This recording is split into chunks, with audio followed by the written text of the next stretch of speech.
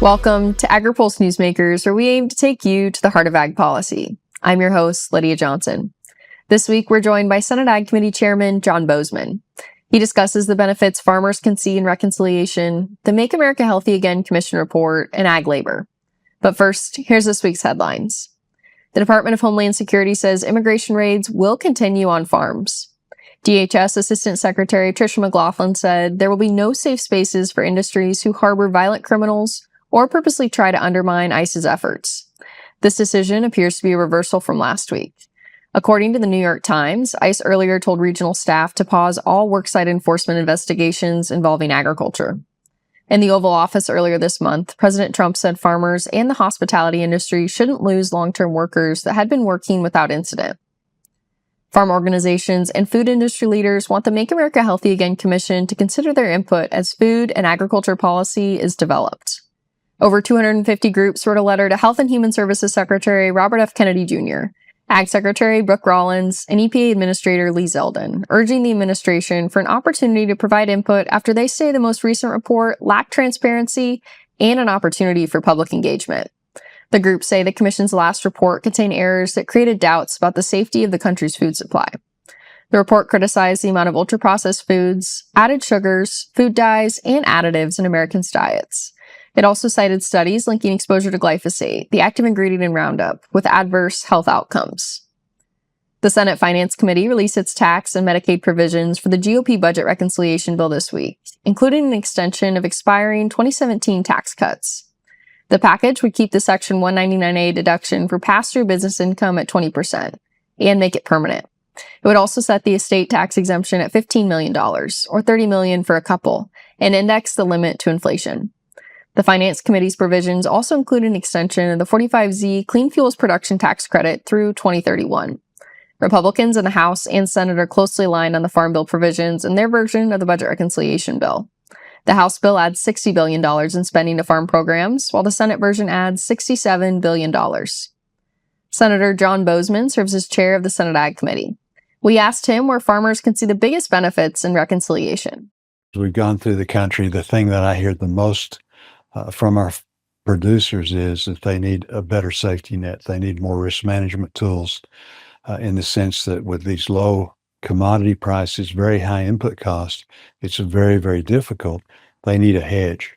And so we worked hard to help really across the board as far as row crop, dairy, sugar producers, all of these various entities, livestock, the specialty crops, honeybees, you name it, trying to give them a better safety net, which again, I think is the most important thing that we can do for our farm community right now. The feedback that we've gotten has been very, very good. Most of this stuff was in our, what we proposed last year. We worked very closely with G.T. Thompson, who does an excellent job in the House. He's outstanding to try and go ahead and as we had this vehicle going through to get some of the Farm Bill out of the way, we'd like to get these things done and then come back later in the year and actually pass the rest of the Farm Bill. The tax finds savings for those farm programs by cutting the cost of the Supplemental Nutrition Assistance Program. Congress hasn't taken money from food assistance before. Should producers be concerned about the impact this could have on passing future farm bills? No, and we're not taking money from food assistance in the sense what we're doing is we're looking at the error rate. Right now, there's about $100 billion over 10 years that is just due to overpayments. So we're saying let's recoup those dollars and get them in a better place. And so that's really what we're doing. So it allows the states to become more efficient. Republicans still seem to be divided on some issues, including the impact on rural hospitals of the bill. How confident are you that it can be passed by the July 4th goal that leadership has? I think we'll get it done. Right now, there's still a lot of negotiation going on.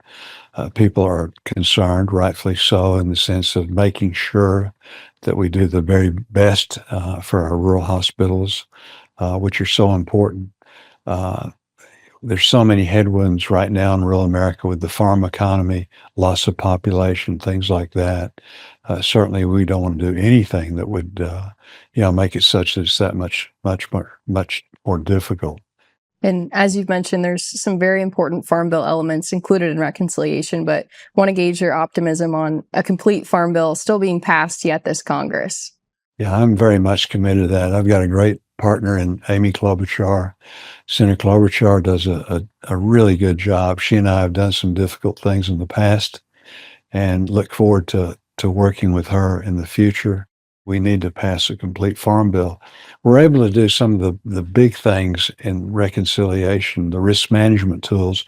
Those are the cost drivers. Those are the things that cost so much money. If we can get those out of the way, we're also doing things with research and trade, which are so very important for our farmers. But if we can get some of those things out of the way, then we can come back and finish up. And there's so many policy areas that again, we'll be working together to straighten out that will make life easier for our farmers and the farm communities that we're anxious to serve. We'll be back with more from Senate Ag Committee Chair John Boozman right after this. These are the farmers and ranchers who help build the America we depend on, and Farm Credit is here for them, supporting rural communities and agriculture with reliable, consistent credit and financial services. In good times and bad, we provide loans to farmers and ranchers, farmer-owned cooperatives, rural homebuyers, agribusinesses, and rural infrastructure providers. We help agricultural producers feed the world. Learn more today. I think some of sustainability to farmers just comes second nature. If you asked a farmer, are you sustainable? They'd probably look at you maybe a little funny and say, I don't think I'm doing anything that special, but it really is just what they do. We're all farmers, and our goal is taking the best care of our land, our cattle, our natural resources. This is my sustainability story.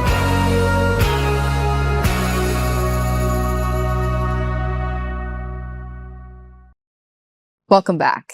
The Department of Homeland Security recently said they would pause raids on farms, hotels, and restaurants, but quickly reversed that decision.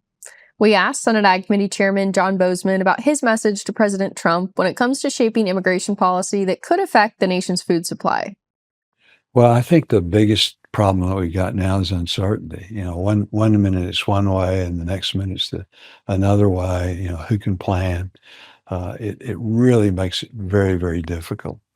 And so I think that there's all kinds of people that we can be going after, initially that are here illegally, that have committed crimes, things like that. That I think that's where we really need to concentrate.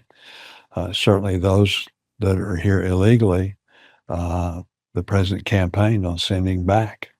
And so we're going to have to deal with that. Now that we've secured the border, and the president's done a tremendous job in that, nobody said he could, but already in the first few months of his presidency, we're having record low border movements, which is great. We can celebrate that.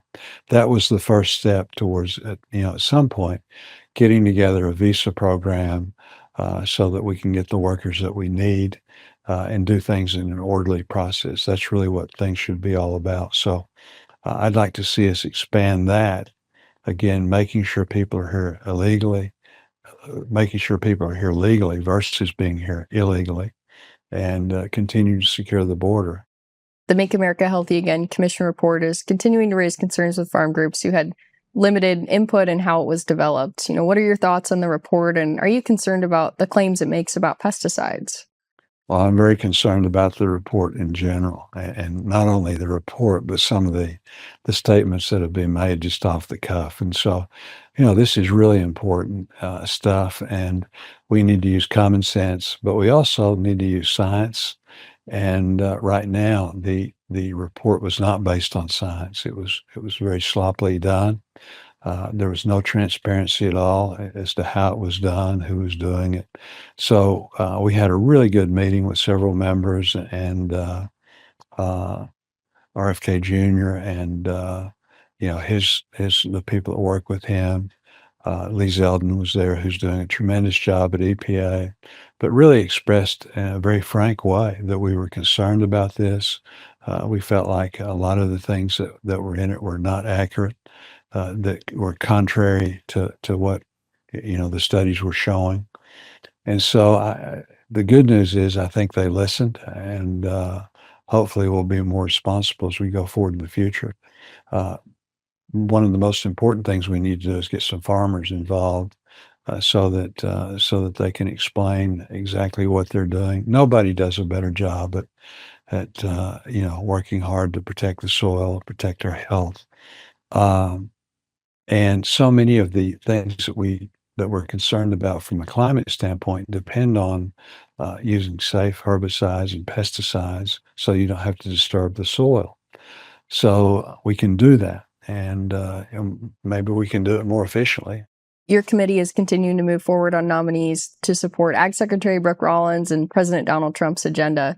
Deputy Secretary Stephen Vaden was recently confirmed. I'm wondering what's next on your timeline for nominees coming up.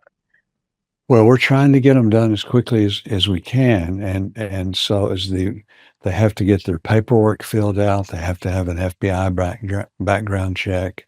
We've got several that are that we're going to vote out of committee in the near future, and then after that, after we get them out of committee, and the secretary desperately needs help. It seems like this administration has been in power for a long time, but it's only been a few months.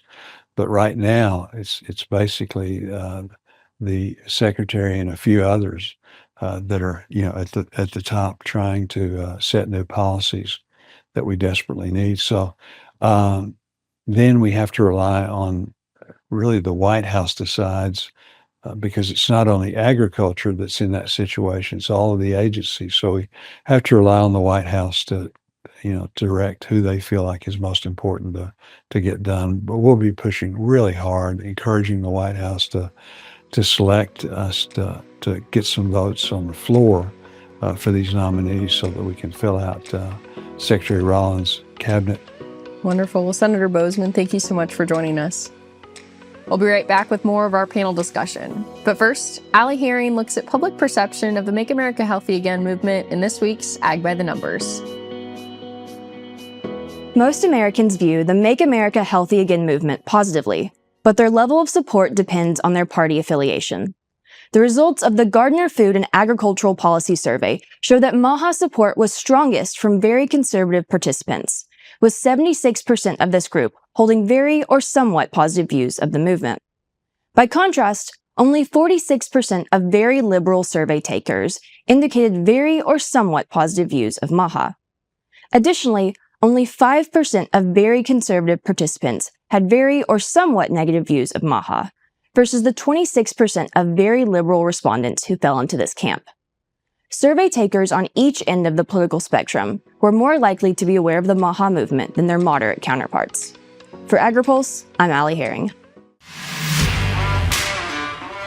Trial lawyers are using a discredited report from a World Health Organization subagency to attack a safe, American-made weed-fighting tool.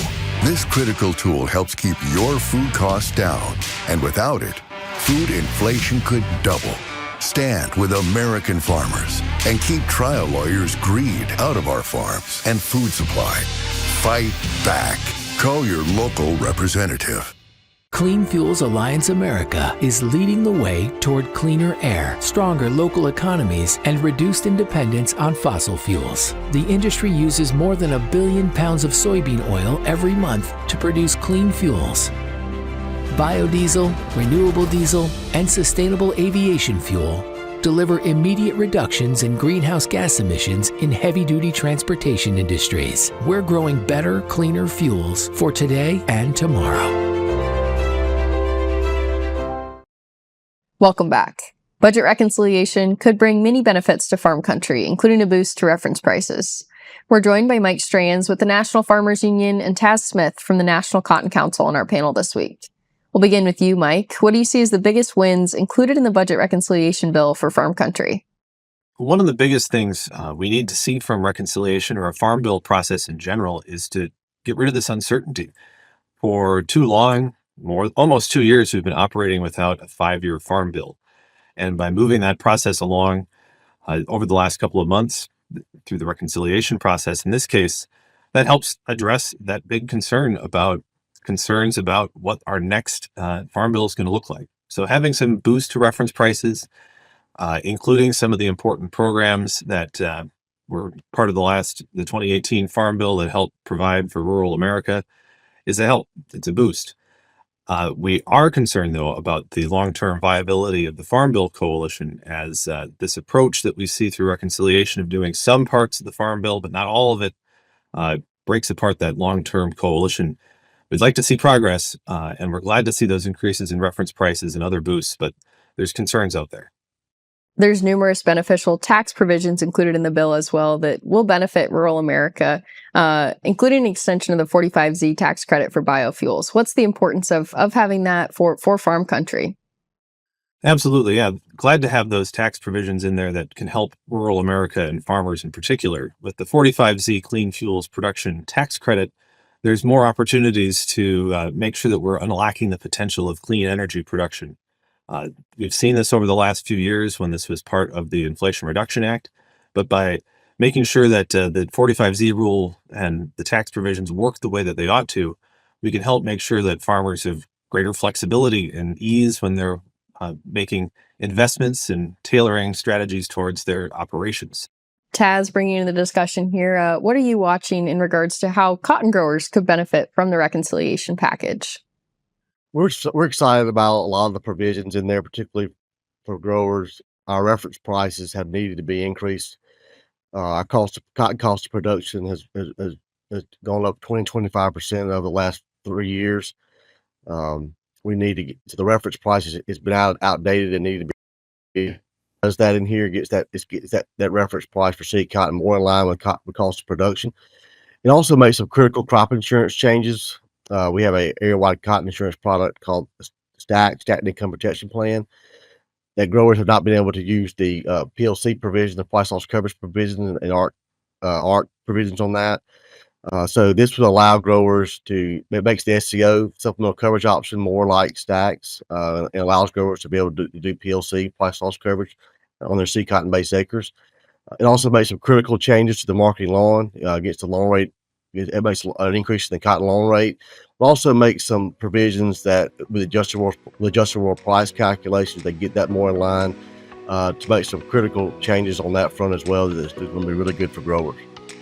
We'll be back with more of our panel discussion right after this. I think some of sustainability to farmers just comes second nature. If you asked a farmer, are you sustainable? They'd probably look at you maybe a little funny and say, I don't think I'm doing anything that special, but it really is just what they do. We're all farmers, and our goal is taking the best care of our land, our cattle, our natural resources. This is my sustainability story.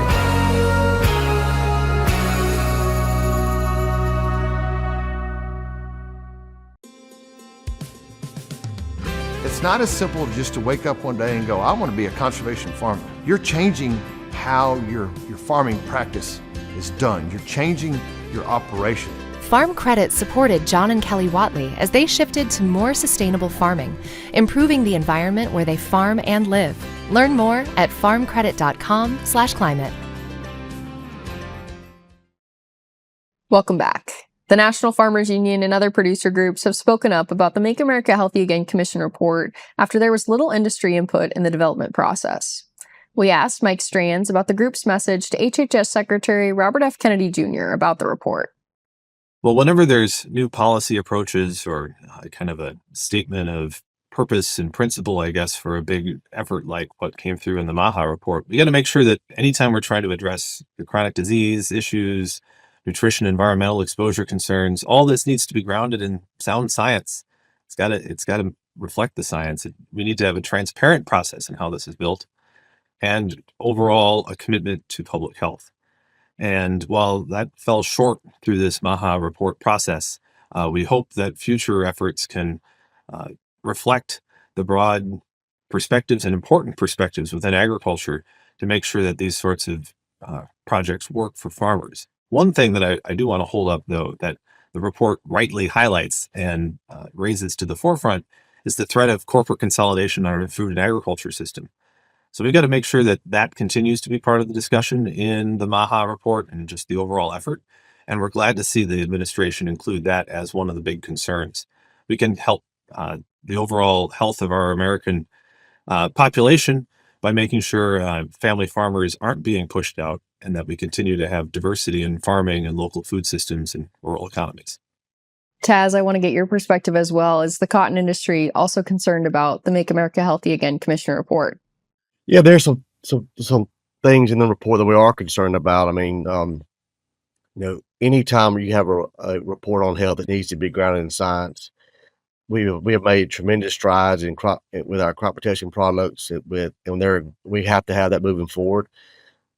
Weed control, pest control is a very, very, very important part of especially agriculture and cotton, and we need to make sure that those tools remain available for growers in the long term. We do see opportunity though with the MAHA report. One of the provisions that was outlined in the report was the concern about microplastics and the health impacts of microplastics. And we feel like cotton is a natural fiber, natural clothing. We believe that we can do some education with that with the administration about the possible positive impacts of wearing more natural fibers in your clothing to mitigate some of the damaging possible health impacts of microplastics. Taz, Senator Cindy Hyde-Smith recently introduced the Buy American Cotton Act. So what's the importance of providing those tax credits for American-grown cotton, and do you see that as something that could be rolled into President Trump's One Big Beautiful Bill?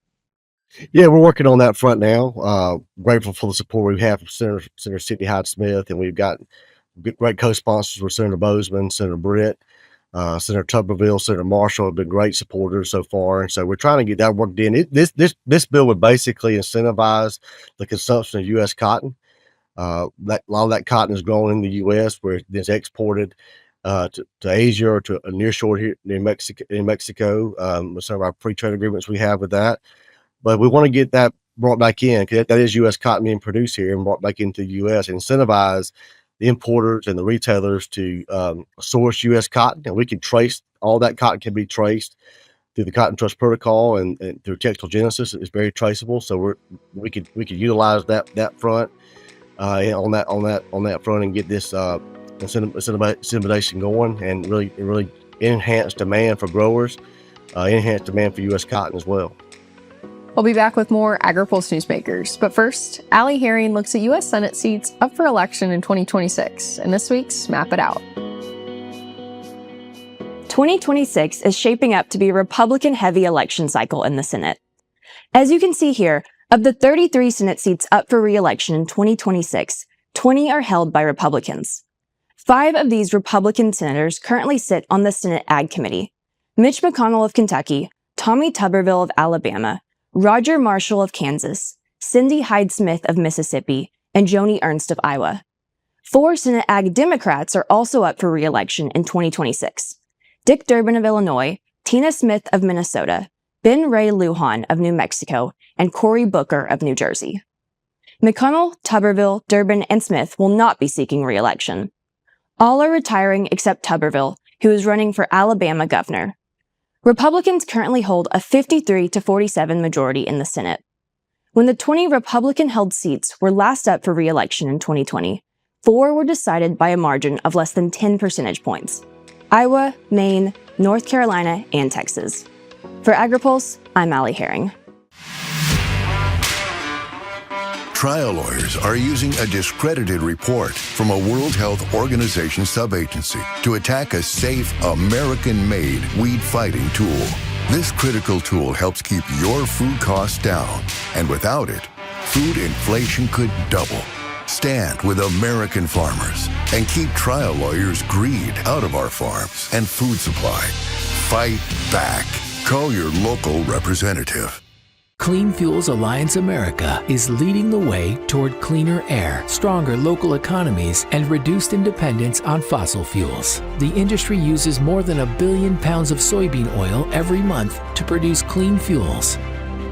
Biodiesel, renewable diesel, and sustainable aviation fuel deliver immediate reductions in greenhouse gas emissions in heavy-duty transportation industries. We're growing better, cleaner fuels for today and tomorrow.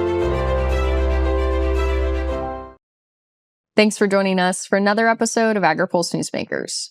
Next week in Washington, both the House and Senate will be in session. Senate Majority Leader John Thune still has his eyes set on passing the Senate version of President Trump's One Big Beautiful Bill Act by the 4th of July. Tune in next week and check our website anytime for the latest developments. For Agri-Pulse, I'm Lydia Johnson. Thanks for watching.